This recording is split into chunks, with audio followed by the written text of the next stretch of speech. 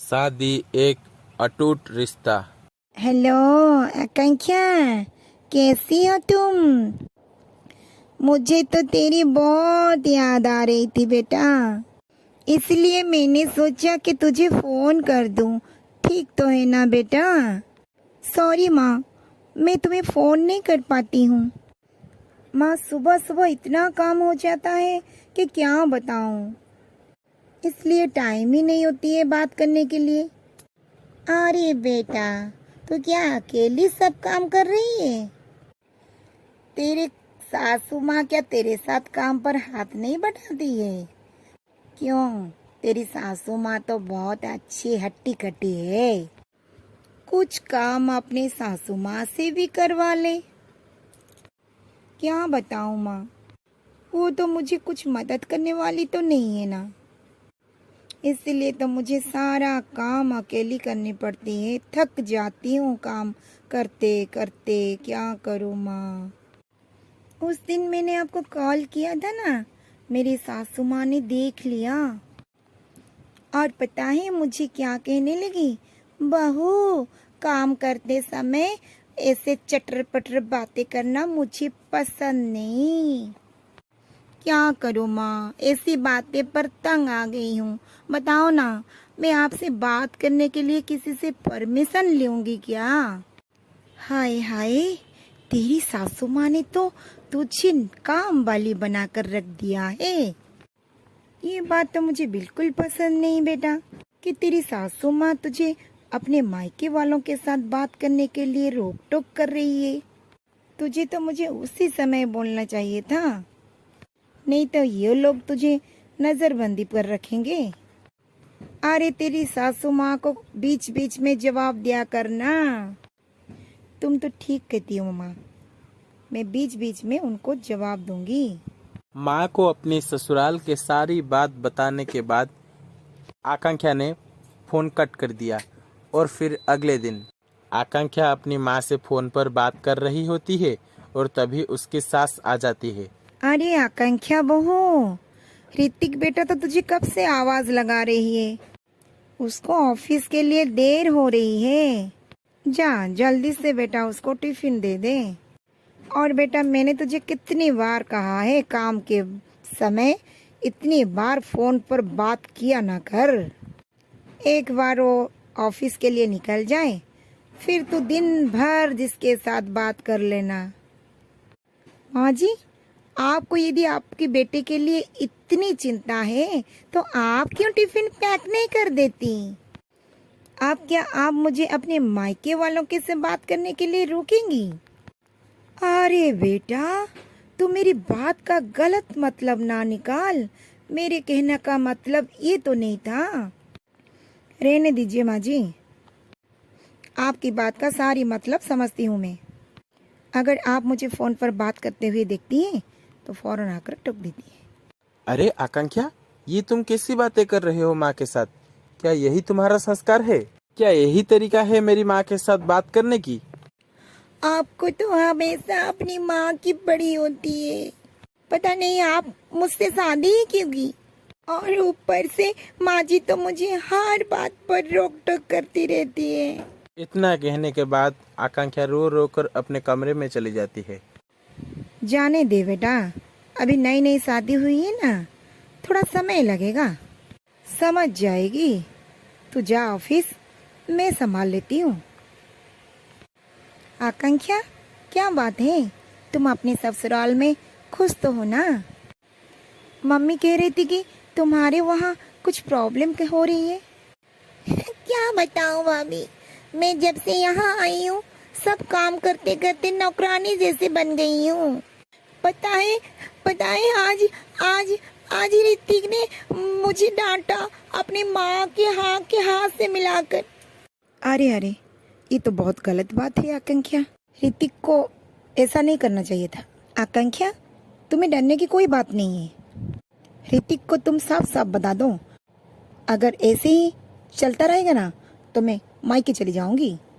मायके जाने के बात सुनकर ऋतिक का अकल ठिकाने में आ जाएगी। आप आप ठीक कह रही हैं भाभी।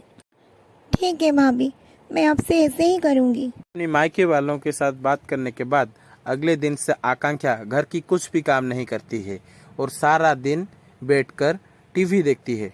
शाम को ऋतिक जब घर लौटता है तो देखता है कि माँ रसोई पर काम कर रही होती है और आकांक्षा रूम में बैठकर टीवी देख रही होती है। ये सब देखकर ऋतिक को अच्छा नहीं लगता है और वो आकांक्षा से कहती है, अरे आकांक्षा, ये क्या बात हुई? माँ रसोई पर खाना बना रही है और तुम यहाँ बैठकर टीवी देख रही हो। ये क्या तुम्हें अच्छा लगता है? अरे सुबह तो तुम माँ के साथ बदतमीजी की, उनसे माफी मांगने के बजाय तुम यहाँ टीवी देख रही हो। अरे तुम तो बातें को और ज्यादा आगे बढ़ा रही हो। अरे ये क्या, ये कैसे आदमी के साथ मेरी शादी हुई है? घर में घुसने के बाद इन्हें सिर्फ अपनी माँ ही नजर आती है, जैसे मैं घर पर हूँ ही नहीं। अगर तुम्हें अपनी माँ के पल्लू में ऐसे ही रहना है तो मैं तुम्हें साफ साफ बता देती हूँ, मैं अपने मायके चली जाऊंगी और तुम करते रहना यहाँ मैं माँ। क्या कहा तुमने? जरा सी बातें के लिए तुम मुझे अपनी मायके की धमकी दे रही हो? जाओ, जहाँ जाना है जाओ, मैं भी देखता हूँ तुम कितना दिन वहाँ रहोगी। अरे देख बेटा ऋतिक, तू थोड़ी समझदारी से काम लेना। अगर ऐसी छोटी छोटी बातों पर बहू मायके चली जाएगी तो हमारी क्या इज्जत रहेगी? अरे देख बहू, ससुराल में हुई सारी बात अपने मायके वालों को नहीं बता। अब बात को यहीं खत्म करो और तुम दोनों आपस में समझौता कर लो। यही बात खत्म नहीं होगी माँ जी। आप क्या समझती हैं? आप मुझे यहाँ रखकर जो भी कुछ करेंगी मैं अपने मायके वालों को नहीं बताऊंगी। आकांक्षा किसी की बात ही नहीं सुन रही थी और यह झगड़ा रोज ही हो रहा था। घर में हुई सारी छोटी बड़ी बात को आकांक्षा अपनी माँ और भाभी को बता देती है और वो दोनों भी इसी सारी बातें में अपनी नाक घुसाती हैं और घर में कलेश होती है। ऐसे ही चलता रहने के बाद एक दिन, आकांक्षा, मुझे बिजनेस में बहुत भारी नुकसान हुआ है। अगर मैंने कहीं से भी पैसों का इंतजाम नहीं किया तो हम सड़क पर आ जाएंगे। तुम एक काम करो, तुम्हारी जेवर मुझे दे दो। मैं कुछ सेविंग करके रखा हूँ। कुल मिलाकर मैं घाटा कुछ कम करना चाहता हूँ। जैसे ही थोड़ा सा प्रॉफिट होने लगेगा मैं तुम्हारा जेवर तुम्हें वापस लौटा दूंगा। ऋतिक के बात सुनने के बाद आकांक्षा चुपचाप रहती है। अगले ही दिन ऋतिक अपने ऑफिस के लिए निकल रहा था तो तभी उसका सासू माँ का कॉल आ जाता है। दामाद जी, आपसे ये उम्मीद हमारी नहीं थी। आपकी माँ की बातों में आकर आप आकांक्षा की गहनत तक ले जा रहे हैं। लगता है गलत जगह पर हम रिश्ता लगा लिया। अरे माँ जी, आप ये क्या कह रही हैं? मेरी माँ मुझसे ये भला क्यों कहेंगी? मुझे बिजनेस में थोड़ा नुकसान हो गया था, इसीलिए मैंने आकांक्षा से उसका जेवर मांगा था। पति के मुसीबत में पत्नी ही तो उसकी मदद करेगी ना। हम सब समझते हैं बेटा, अगर बिजनेस में नुकसान हुआ तो अपनी माँ के गहने भी तो गिरवी रख सकते थे ना। लेकिन ये नई नवेली दुल्हन की जेवर गिरवी रखना, ये बात तो ठीक नहीं है। अब आप कल मेरी बच्ची पर मायके से रुपए लाने के लिए दबाव भी लगाएंगी। हम सब समझ रहे हैं आप सब क्या प्लानिंग में हैं। देखिए माँ जी, मैं आपकी बहुत इज्जत करता हूँ, लेकिन इसका मतलब ये नहीं कि आप कुछ बिना जाने मेरी माँ की अनाप जनाब बोलेंगी। आपको हमारे घर की बातों में बात करने की कोई ज़रूरत नहीं। बेहतर होगा कि आप आज के बाद मुझे कभी भी कॉल नहीं करेंगे, नहीं तो माँ जी मैं भी रिश्ते की मर्यादा भूल जाऊंगा। अरे क्या बात है बेटा, इतना नाराज क्यों हो रहे हो? किसका फोन था? ऋतिक माँ की जवाब देने के बजाय आकांक्षा के कमरे की ओर चला जाता है। इधर आकांक्षा की माँ दामाद के साथ फोन पर हुई बात को नमक मिर्ची लगाकर आकांक्षा से बोल रही थी। आज तो दामाद जी ने हमारा बहुत बेइज्जती किया बेटा। हम तो आगे से उस घर में कभी भी पाँव नहीं रखेंगे। तू ही सोच ले बेटा, तुझे माँ चाहिए या पति?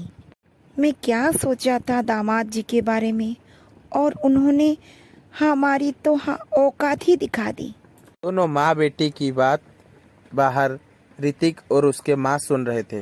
और उसके बाद ऋतिक गुस्से में कमरे के अंदर जाकर आकांक्षा से कहता है, ऋतिक, आपने मेरी माँ की बेइज्जती की। अरे मैं तो वही तुमसे पूछना चाहता हूँ, तुम आखिर मुझसे चाहते क्या हो? तुम्हें तुम्हारी गहने मुझे नहीं देना है तो मना कर दिया करो, लेकिन ये बात अपनी मायके वालों को बताने की क्या जरूरत थी? बताओ मुझे। बात की बतंगड़ बनाकर तुम्हें आखिर क्या मिला? लेकिन तुमने अपनी माँ से क्या कहा कि मैं और मेरी माँ ने तुमसे अपनी मायके से पैसे लाने के लिए दबाव लगा रहे हैं? मेरी माँ को इन सब में घसीटने के लिए तुम्हारी हिम्मत भी कैसे हुई? क्या मैं सब कुछ लुटा दूं तुम्हारे माँ बेटे पर? मैं भी तो अपनी माँ से सलाह ले सकती हूँ ना। अगर तुम सही हो तो तुम्हें बुरा क्यों लग रहा है? अपनी माँ की बारी आई तो बहुत तेल मिला रही हो। नहीं सोचा कि मेरी माँ के साथ बदतमीज करते हुए मुझे कैसा लगेगा? मुझे भी तो बुरा लग सकता है। अरे तुम एक बेवकूफ औरत हो, तुम्हें कोई भी नहीं समझा सकता। तुम्हें जो जी में आए वो करो। अरे बेटा आकांक्षा, ये क्या कर दिया तुमने?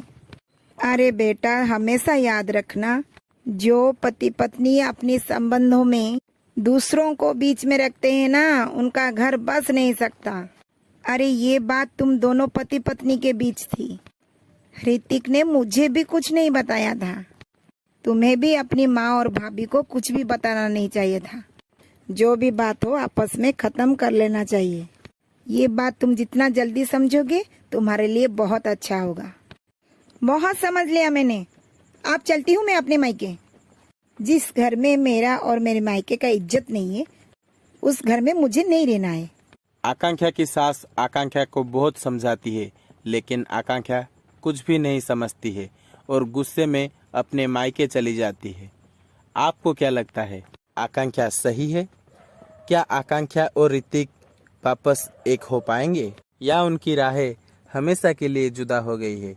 जानने के लिए देखना मत भूलना शादी एक अटूट रिश्ता पार्ट 2।